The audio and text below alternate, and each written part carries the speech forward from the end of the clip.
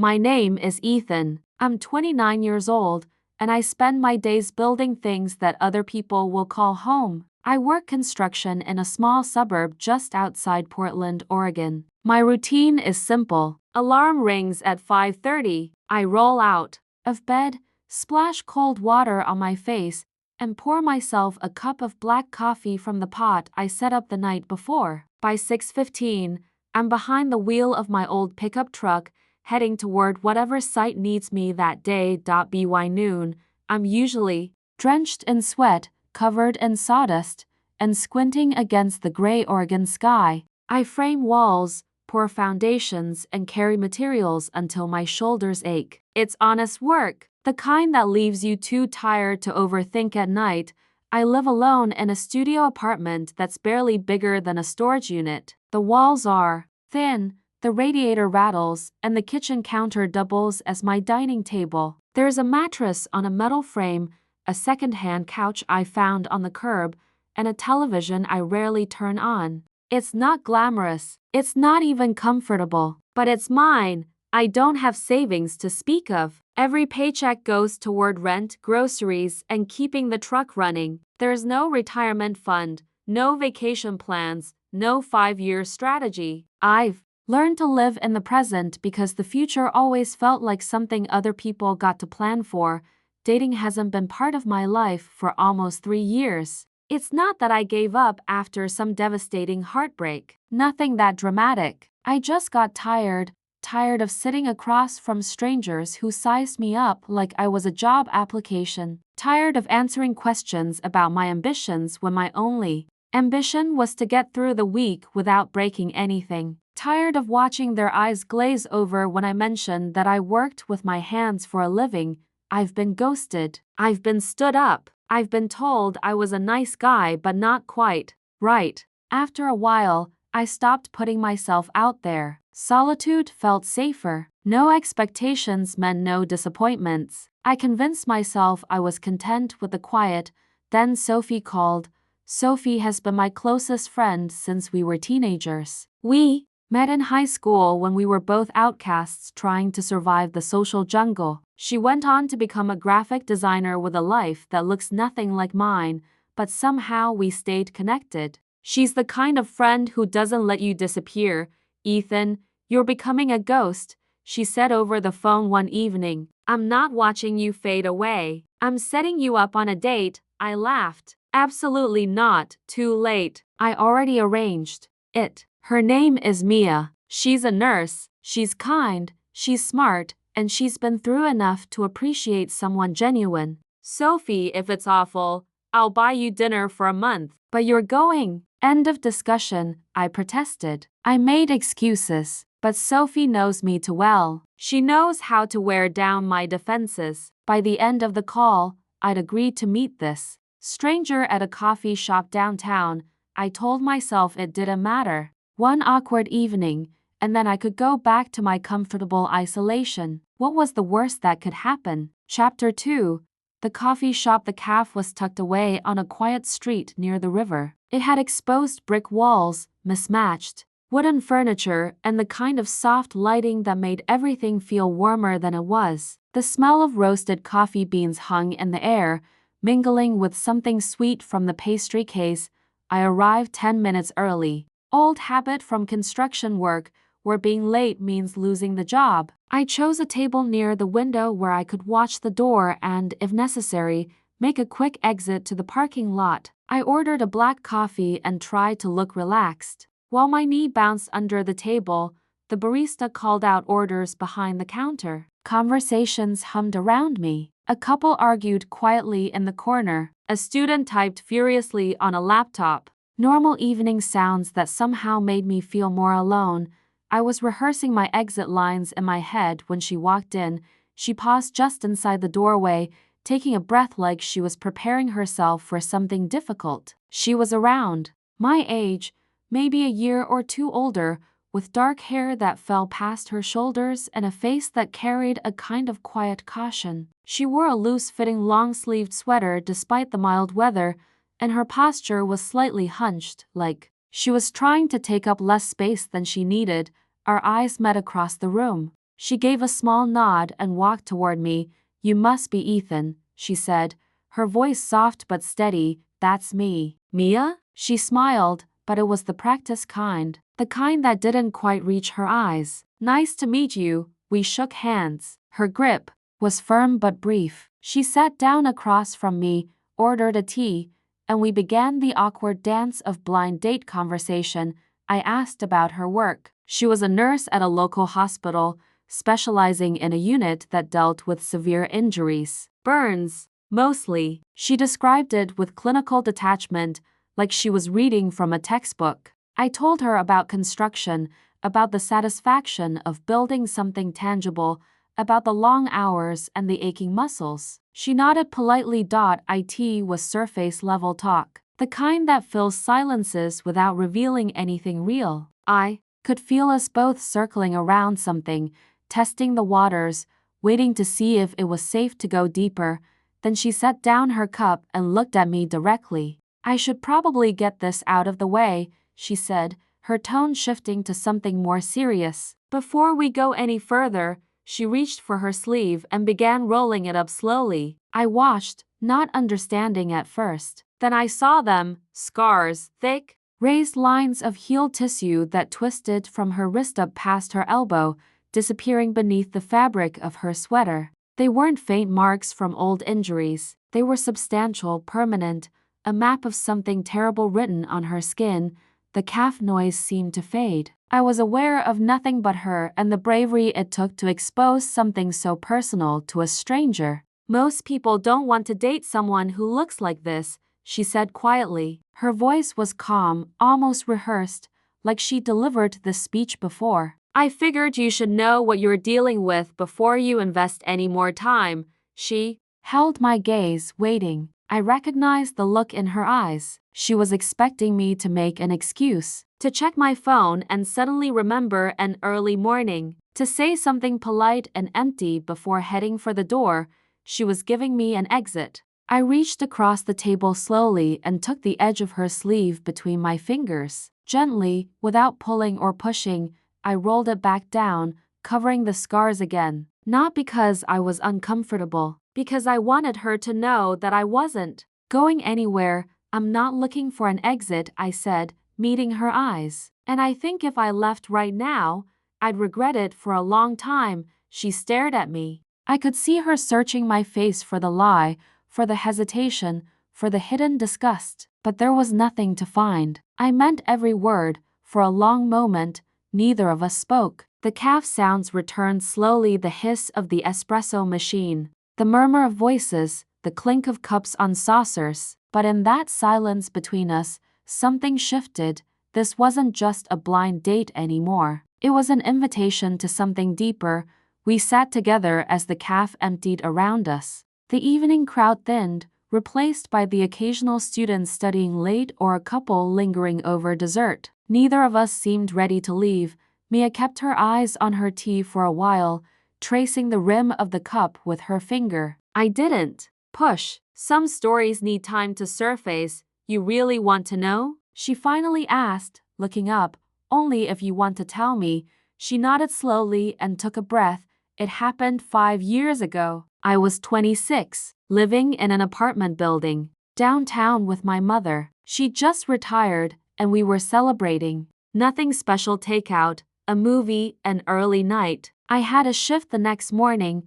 Her voice was steady, controlled, like she'd told this story before, maybe to therapists or doctors, maybe just to herself in the dark. "Around 2 in the morning, I woke up to the smoke alarm. At first, I thought it was a false alarm. Those things went off constantly in that building. But then I smelled it. Burning plastic, burning wood, the kind of smell that gets into your throat and won't leave." She paused, her eyes distant. "The fire started in the unit below ours. Electrical fault. It spread faster than anyone expected. By the time I got out of my room, the hallway was already filling with smoke. My mother's room was farther from the stairs. I tried to reach her, but the flames were already climbing." Her hand moved unconsciously to her arm, pressing against the sleeve where the scars were hidden. My arm caught on a burning railing as I ran. I don't remember the pain clearly, just the heat and the smoke and the screaming. I made it outside. I screamed for help, but by the time the firefighters got inside, it was too late for her. The words hung between us, heavy and raw. There were no tears in her eyes. She'd moved past that kind of grief into something quieter and more permanent. She didn't make it, Mia continued softly. I survived because I was closer to the exit. For months afterward, I wished I hadn't. She described the aftermath. The burns covered her left arm and part of her shoulder. 3rd degree in places, skin grafts, infections, physical therapy that felt like torture. It took over a year before she could lift a cup without pain shooting through her, and the mirror, she added with a bitter smile. That was the hardest part. I avoided them for weeks. When I finally looked, I didn't recognize myself. The scars are raised, discolored, twisted. I tried covering them with makeup, but it never worked. Eventually, I stopped trying to hide from myself, but hiding from everyone else. That's different. I listened without interrupting. I didn't offer empty comfort or try to fix what couldn't be fixed. I just let her speak, let her lay down the weight she'd been carrying. When she finished, she looked at me with something like curiosity. Your turn, she said. You seem like someone who listens more than he talks. Why are you really here? On a blind date with a stranger? I leaned back, surprised at how easily the words came. I grew up poor, right here in this area. My dad fixed cars for a living. My mom cleaned houses. We scraped by, but there was always this feeling of being a step behind everyone else. Other kids had new clothes, family vacations, college funds. I had hand-me-downs and summer jobs. I sipped my coffee, the bitterness matching the memory. Relationships haven't stuck. A few girlfriends over the years, but they always ended the same way. You're a good guy, but I don't have ambition. But I'm too comfortable with simple. But I pull back before things get real because I'm used to people leaving when they see the cracks. So you retreat first, she said quietly, saves the trouble. We looked at each other across the table, and something clicked. We weren't just two people on an awkward date. We were two people who understood what it meant to feel broken in ways that couldn't be easily fixed. So why are you still sitting here? She asked. I thought about it. Because you're the first person in a long time who gets it. Not just surviving, but figuring out how to live again. Maybe I need that reminder too. She nodded slowly. Then, tentatively, she said, okay. After that first meeting, our friendship grew in small, careful steps. We exchanged numbers as we left the cafe, but there were no immediate calls or texts. A few days later, I sent a simple message. Hope your week is treating you okay, she replied with a photo of gray clouds over the city, captioned, better than yesterday. That became our rhythm. Quiet check-ins, nothing forced. We started meeting casually. The first time was at a park near my job site, one of those green spaces, tucked between industrial buildings with benches overlooking a small pond. I brought sandwiches from a nearby deli. She brought coffee. We sat and talked about nothing heavy at first, the endless rain, a funny story from her hospital shift, the time I nearly fell off a ladder and bruised my pride more than my tailbone, but gradually, the conversations deepened. She shared stories from the burn unit, how rewarding it felt to help patients navigate their new realities, but also how exhausting it was to relive her own trauma through them. I talked about the satisfaction of seeing a house rise from a foundation, about the crew guys who had become like family, about the pride in honest work even when it didn't pay much. One evening, after a long day on the site, I got a text from her. Rough shift. Mind if we walk? We met at a trail along the waterfront. She was quieter than usual, her sleeves pulled down despite the mild weather. A coworker made a comment today, she said eventually, her voice low. Nothing mean, just, you must be so strong to deal with that every day. But it brought back all those stares, the pity, the disgust. I hate being seen as someone to admire for surviving. I just want to be seen as a person. She went quiet for a few days after that. No replies, no photos, I didn't push. I just sent a single message. Here if you need me. When she resurfaced, it was with an apology and a promise to explain over coffee. That's when I started to understand the pattern. Her scars weren't just physical, they were a shield, a reminder of loss that made her pull back when vulnerability crept in. She still hid them constantly. Long sleeves, scarves, anything to keep them covered. Even on warmer days, I'd catch her tugging at the fabric, unconsciously, like armor she couldn't shed. I never brought it up directly, but I could see how it weighed on her. In her hesitation, I recognized my own walls. We were both survivors, covering cracks we believed made us unmovable.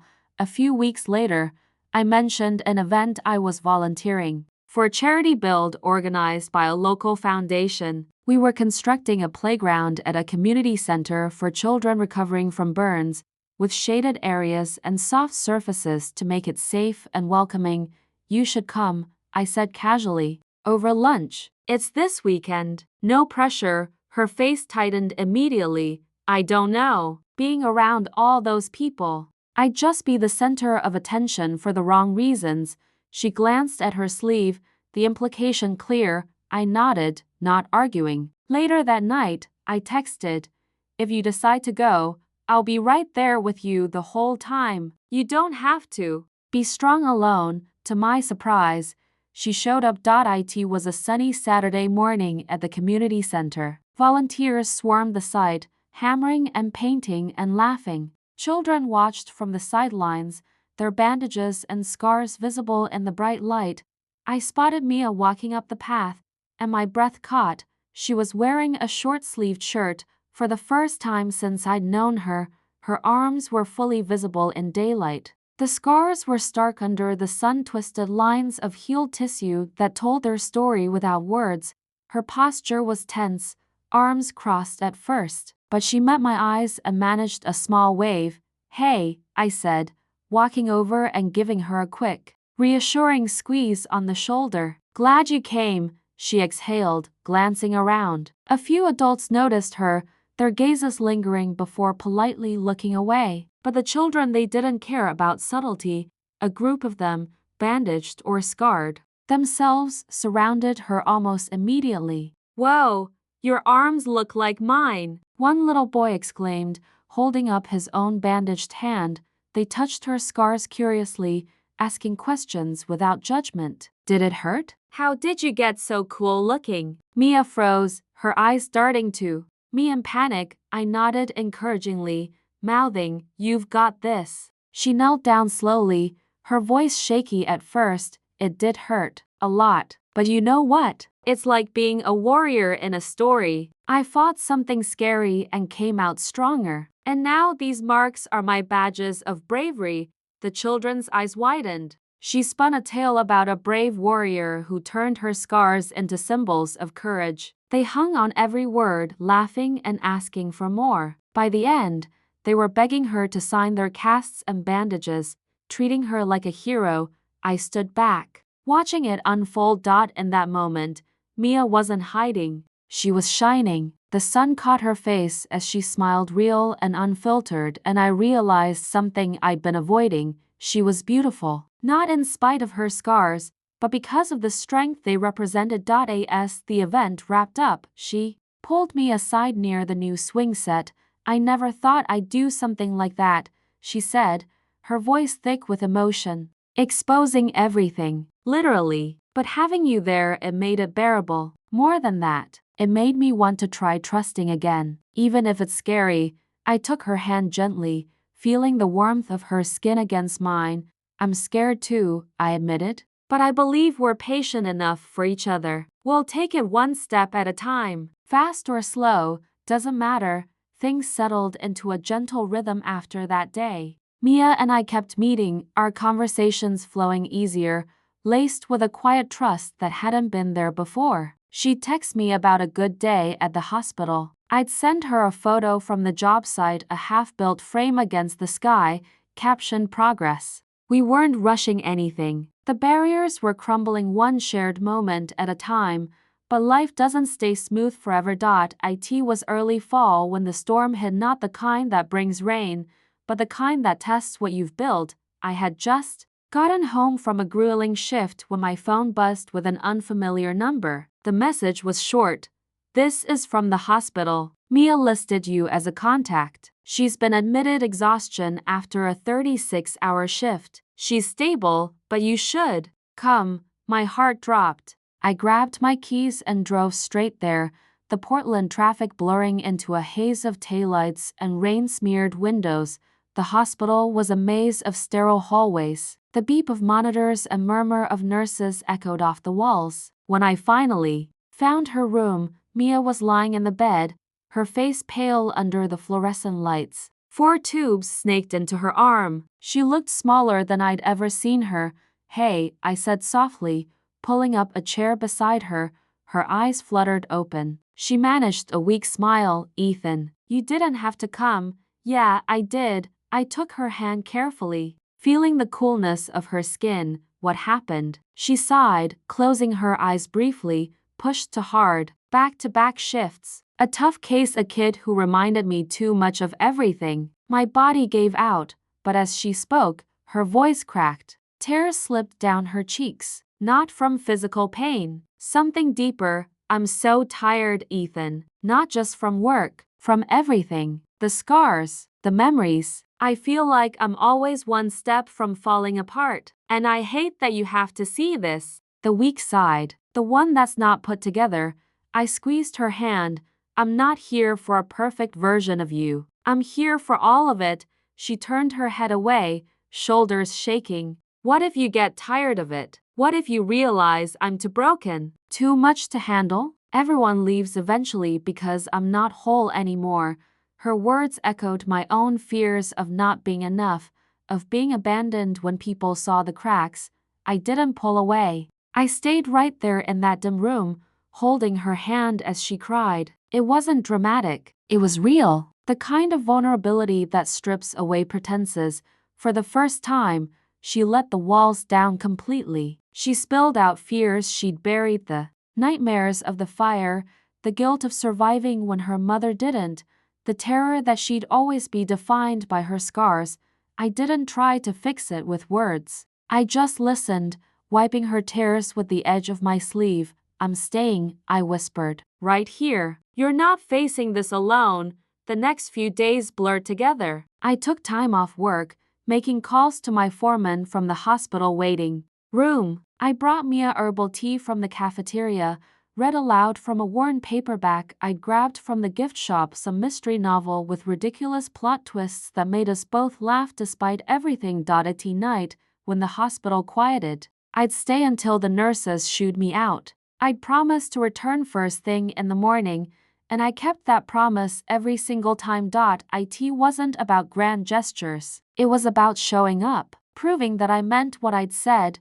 When she was discharged a week later, looking steadier but still fragile, I drove her home to her small apartment near the hospital. It was cozy, filled with books and plants, but there was a loneliness to it, the kind that comes from years of keeping people at arm's length. She hesitated at the door, then turned to me. "Come in. I want to show you something." I followed her. Inside, she led me to a door at the end of the hall, a room she called her studio. She flipped on the light, and I stopped in my tracks. The walls were covered in canvases, abstract paintings of hands marked with scars, faces half in shadow but illuminated by faint light, swirling colors that spoke of pain and resilience. "I started these after the fire," she explained softly. "They're not for anyone else, just a way to make sense of it all." I walked around, taking it in. The raw emotion poured into every stroke. "These are incredible," I said. "They show strength, not brokenness." She stood in the doorway, arms wrapped around herself. Do you get scared of staying with someone who might never be fully healed? Someone like me?" I stepped closer, meeting her eyes. "We all have our cracks. Mine aren't on the outside, but they're there. I'm not afraid of yours. I believe we're strong enough to walk this together for the long haul." She nodded, a tear slipping free. But this time, there was A small smile to Dot in that moment. The distance between us felt smaller, the connection deeper. We weren't fixed, but we were moving forward, together. That summer marked a turning point, quiet and unassuming, like the way fog lifts without warning to reveal blue sky. Mia and I didn't need fireworks or grand declarations to make it official. We just started calling each other partners. There was no elaborate proposal, no social media announcement. We kept it between us, a private evolution from friends to something deeper. It felt natural, earned through months of shared vulnerability and steady presence. One weekend in July, we drove out to the coast, packed a cooler with sandwiches, headed to a stretch of beach near the ocean. The drive was peaceful, winding through evergreen forests with the windows down, salt air mixing with the scent of pine. Mia wore a sleeveless shirt for the trip. Another first, her scars were fully visible under the sun filtering through the trees. She caught me glancing once, but instead of pulling away, she smiled. "It feels freeing," she said, flexing her fingers as if testing the air. At the beach, we spread a blanket on the sand. The waves crashed rhythmically. Families built sandcastles nearby. Couples walked hand in hand along the shore. Some people glanced at Mia's arms, but she didn't seem to notice anymore. Or maybe she just stopped caring. She laughed as we splashed in the shallow water. Her joy was unfiltered, radiant in a way that made my chest tighten. For the first time, she seemed truly at ease in her own skin. Seeing that, knowing I'd been part of the journey, made everything worth it. A few weeks later, I took her to meet my mother. We drove out to the small town where I grew up, about an hour east of the city. Rolling hills and old farms that hadn't changed much since my childhood. My mom's house was modest, with a wraparound porch and a garden full of wildflowers she'd planted herself. I was nervous, not sure how to introduce Mia or what questions might come up. But when we pulled into the driveway, my mom came out wiping her hands on a dish towel, her face lighting up. "You must be Mia," she said, pulling her into a hug without hesitation. No awkward pauses, no lingering looks at the scars. She stepped back, holding Mia's arms gently. "My son told me about you. You're strong as hell, girl. Come on in. I've got pie in the oven." Mia's eyes welled up, but she blinked it away. Later, she whispered to me. She didn't even ask. That visit sealed something for us. Family wasn't about blood or perfection. It was about acceptance. Back in the city, our lives intertwined more. Deliberately, we joined a support group for burn survivors at a community center downtown. Mia shared her story there, her voice growing steadier each time, inspiring others who were still hiding their pain. Inspired by the children at the playground event, she started a small art class for kids dealing with trauma. Once a month in a rented studio space, she'd teach them to turn their fears into colors on canvas. I'd tag along as her unofficial assistant, setting up easels, mixing paints, snapping photos of their proud creations. "You're my deputy photographer," she'd tease, handing me her phone. "And tea maker extraordinaire." My job remained the same. Long hours under the drizzle, hammering nails, mixing mortar. But now, at the end of the day, I had someone to come home to. I'd text her from the truck, heading back. "Want takeout?" She'd reply with a heart emoji, or sometimes just, "Hurry home."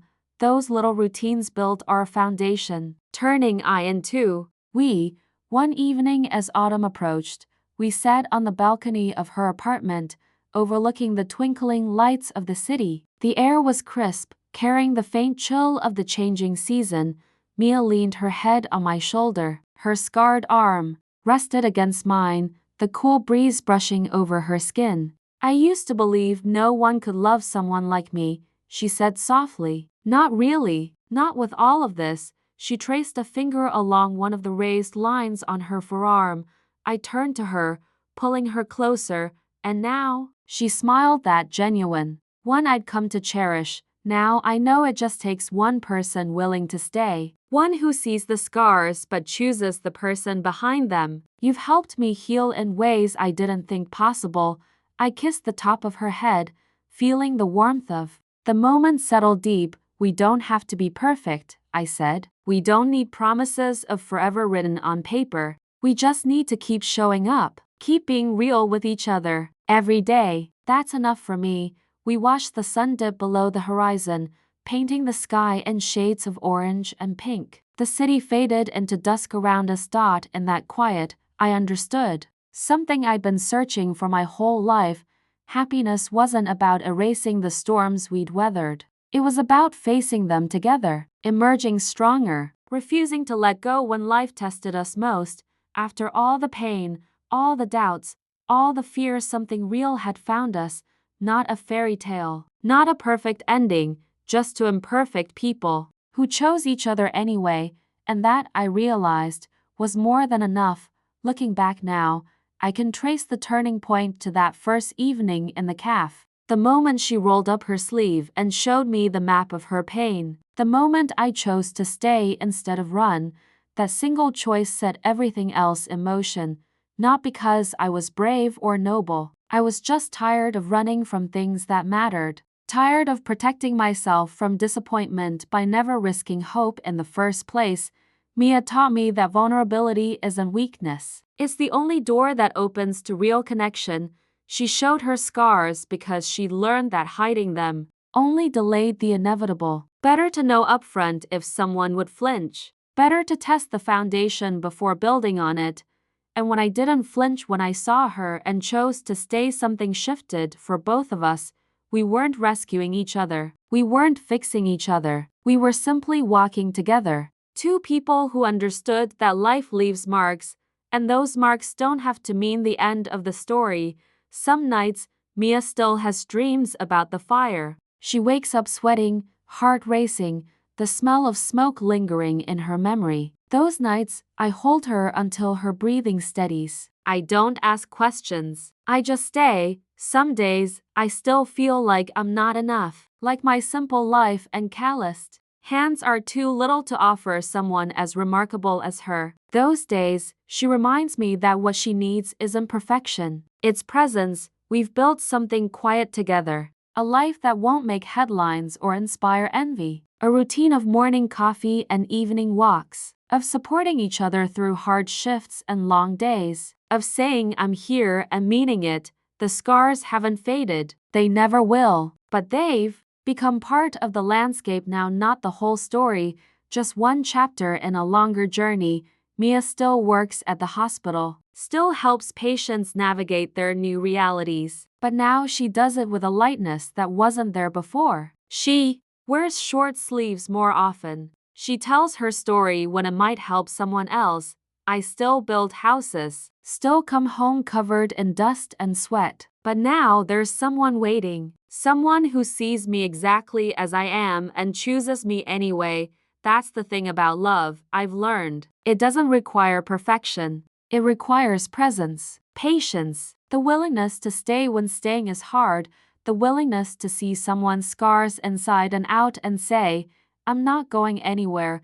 If I could go back to that version of myself 3 years ago, the one who'd given up on dating, who'd retreated into solitude, who'd convinced himself that quiet emptiness was safer than risking disappointment, I'd tell him one thing: don't close the door. The right person isn't looking for someone perfect. They're looking for someone real, someone who's willing to show up, scars and all, and stay even when it's hard.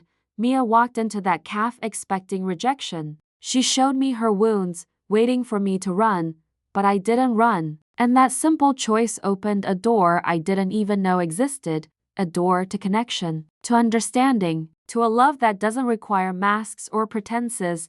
We're not a fairy tale. We're just two imperfect people who found each other at the right moment and chose to stay, and every day, we keep making that choice. That's the ending. And the beginning.